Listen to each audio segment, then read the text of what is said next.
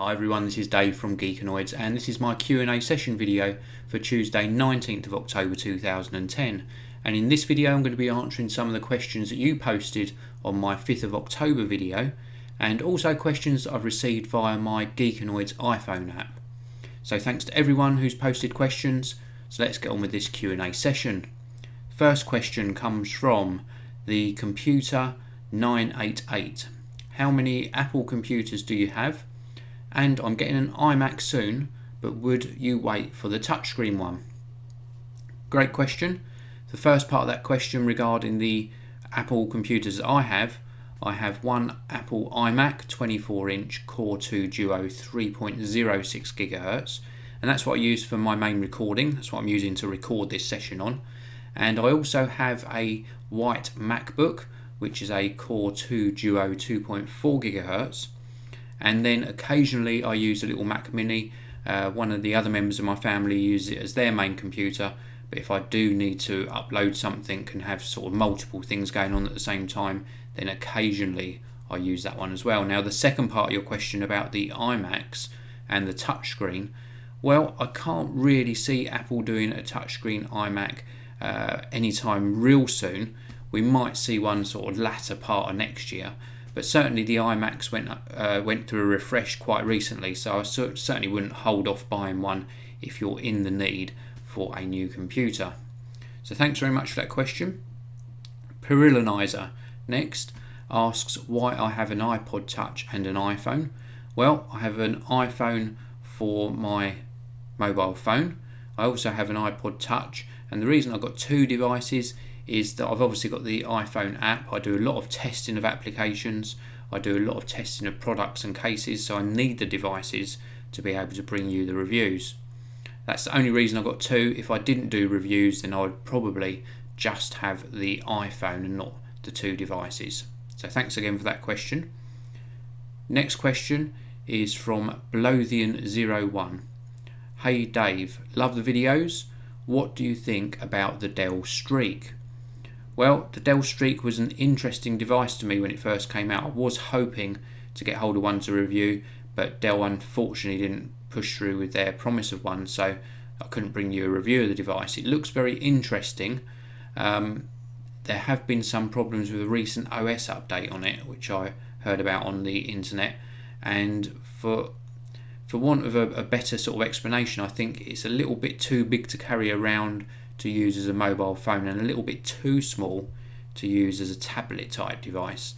I think that to differentiate between these two sorts of products, you really need two quite different screen sizes, so sort of between 3.5 inches and 4 inches for a mobile phone device. And then if you're going to really want to use a tablet, I think you need to go up to the 7-inch size, like the Samsung Galaxy Tab that's coming out very soon. This in-between size with a 5-inch or 4.5, 5, 6-inch screen size is a bit sort of in nowhere land really. So for me, the Dell Streak didn't really ring home as a must buy. But that said, if you fancy giving it a try, I have heard of a lot of people that are very, very pleased with the device. And the next question is from Apple Wizards. Hi Dave, are you interested in jailbreaking any of your devices? And if not, why? Well, when I originally had the first iPhone, I did eventually jailbreak it. It was great. You could get a whole host of different apps that you couldn't necessarily get through the App Store. But I found that with the new generations of iPhone, and as Apple have improved the App Store a great deal, there is all of the apps I ever need. So it just didn't really appeal to me with these latter versions. Nothing wrong with it really, if that's your game, if you fancy doing jailbreaking, but certainly there's plenty enough good applications without me having to go down that route myself, and that's probably the only reason why really. And also because I bring you guys the reviews, I want to stick to the mainstream apps that are on the App Store. Next question is from Sharpie Got Techers. First of all, he says thanks for the mention, no problem at all, anytime. The question, touchscreen or keypad? Also, do you think the BlackBerry Torch's touchscreen and keypad combination will work? Well, the BlackBerry Torch has this combination of slide-out keyboard and also the touchscreen. It does make for a very large device, once it's in that sort of opened format, it does make for quite a cumbersome device. There's also a new Dell Windows Phone 7 mobile phone that was announced just a few days back, and that also has touchscreen and a slide out sort of vertical format keypad. So for me personally, I think if you're going to do a touchscreen, do it well. If you're going to not do a very good touchscreen, don't bother and just have a physical keypad. I think these combination devices don't really work.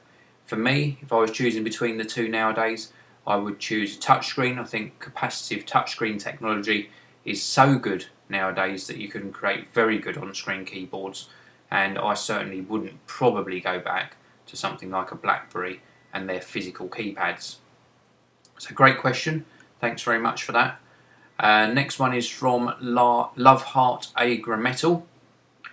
Quick question, what type or style of case would you recommend for a phone? I like that I might get more protection from a hard case, but having a silicone case means I don't add a lot of bulk. Well, the hard cases are good, but you do have to be quite careful with them, and I'll tell you why. If you get a little piece of dust in between the hard case and the actual device that you're putting into it, it can scratch your device. Now, of course, that can happen with a silicone case as well, but the nature of silicone is obviously that it's soft, so I think it lends itself much better to both protecting your device and also shock protection as well. If you drop a hard case, it's more likely the case is going to crack. If you drop something in a silicone case, then it's likely that it's going to offer up a better amount of protection. You can get these sort of semi-rigid cases that got a soft liner or two-part cases, and they're very good as well, but like you say, if you get something like that, you are adding on a lot of bulk to your device. So I hope that helps a little bit. My preference is certainly the softer case out of the two. The next question comes from VideoMasters2468. When do you think a new version of the MacBook Pro will be released? Early 2011 as a suggestion. Well, I think that the new MacBook Pros we will see probably around about April, May time next year. I think we're going to see quite a big step in sort of speed jumps.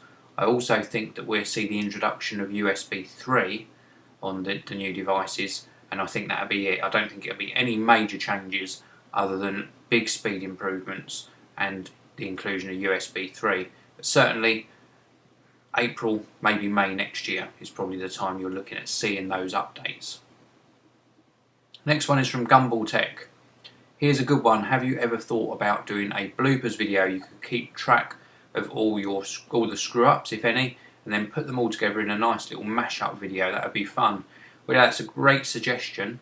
I do make quite a lot of mistakes, believe it or not, in the videos. Some of them take me maybe 3, 4, 5 or 6 takes before I get it right. Some of them I get interrupted halfway through doing them. So yeah, great idea. I will certainly take that on board and maybe consider doing that.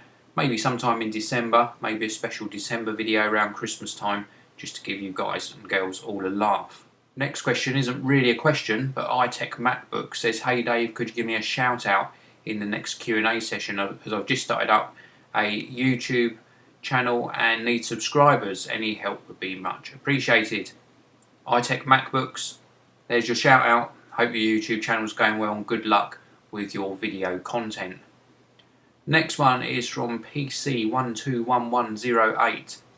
Thanks Dave, you are so amazing, and I've just been looking at the HTC Desire HD on the HTC website and it looked amazing, but HTC would say it is the best phone in the world to make. You buy it, but you are doing it now, and I'm going to watch the videos very closely because I really want to get it. What phone provider in the UK is going to be doing this phone? Well, the HTC Desire HD is a fantastic looking device, very high res, 4.3 inch screen, Android 2.2 version of the software. It's due round about the 22nd of October, and I know that both Vodafone and T-Mobile in the UK are going to be doing it. My chosen provider out of the two would be T-Mobile, so have a look on their website. I know it's on there now for pre-order, and I'm sure you'll be happy with the device. It looks like a very powerful and interesting mobile phone. So last question now from the YouTube section of this Q&A, and this one comes from 5 Mystery.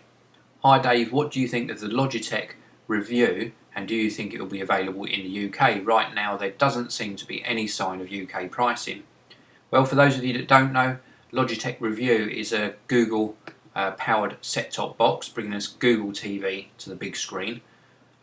Yes, you're right, there is no sign of UK pricing, and I think that is because Google are going to be pushing out this box in combination with Logitech in the US first, but I'm pretty sure it will make its way over to the UK either on the same day or within a week or so of the US release. I think they'd be very stupid to not launch it in the UK very close to the US release date. My personal opinion, very excited. I really like my Apple TV, been using it a lot, but I think the Google TV takes things one step further, and the UI looks absolutely fantastic. The multiple ways of finding content also very interesting, and I think that Google TV is going to be a big challenger to Apple. So watch this space, because as soon as it becomes available in the UK, I will definitely be getting hold of a unit and bringing you guys and girls a review on the Geekanoids channel. So now I'm going to move over to my tech Q&As that I received via my iPhone application, and I've got quite a few this week, so I'm going to whiz through them as quickly as I can, but hopefully answer them in full along the way. So the first one comes from Kenta, and he wants to ask about the Geekanoids app. Now, he says he really likes the iPhone app, but are there any plans on developing an iPad optimised version? I'm sure it would make a fantastic iPad app. Well, Kenta, thank you very much for your question. At the moment, the Geekanoids iPhone app is in review, and that's because a new version 1.2 is imminent. With version 1.2, there's got some new support for the new Retina display on both the iPhone 4 and the new iPod Touch 4th generation. So I've got some new high-res graphics appearing there, so everything will look a lot crisper on those new devices.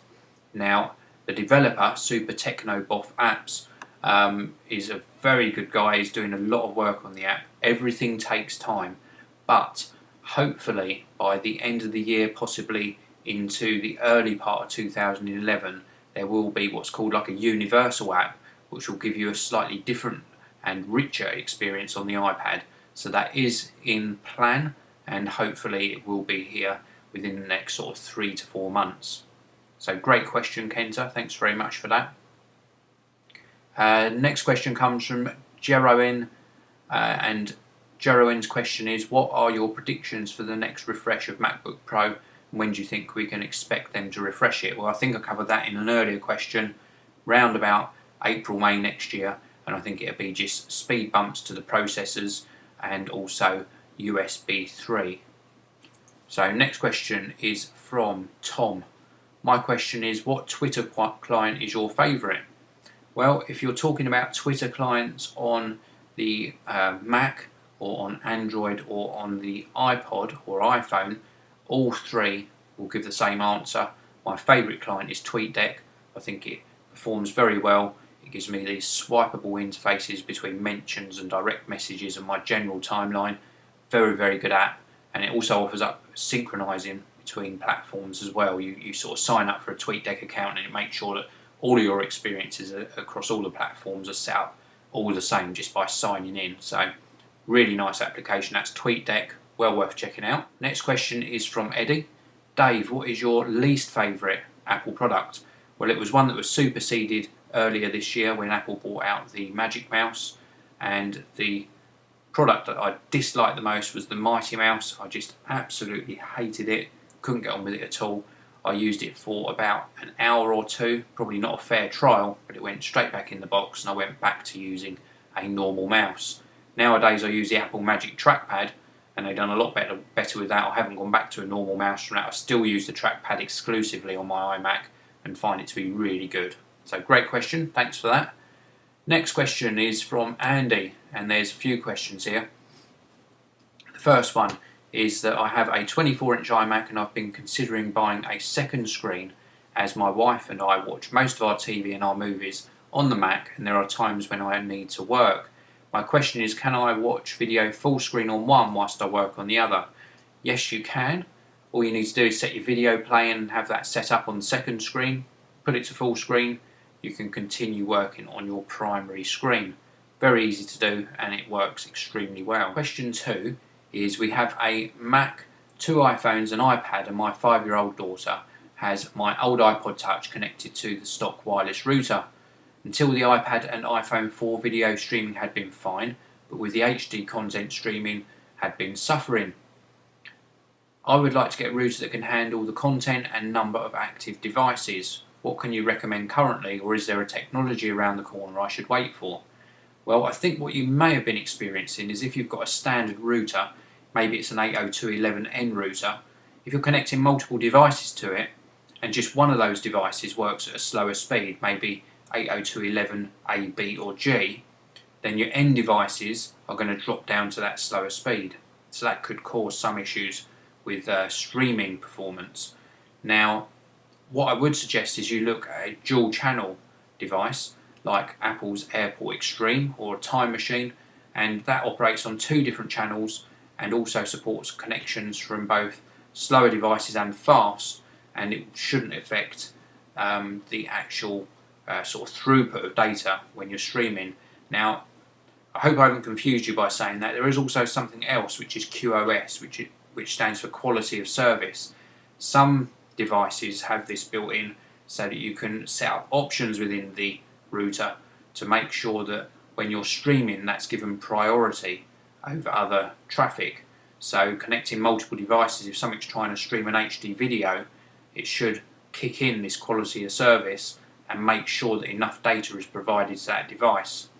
The only other way around it is to make sure that any other devices that don't need to be wireless are in fact hardwired. So maybe your desktop computers are hardwired, and then that should alleviate some of the problems as well.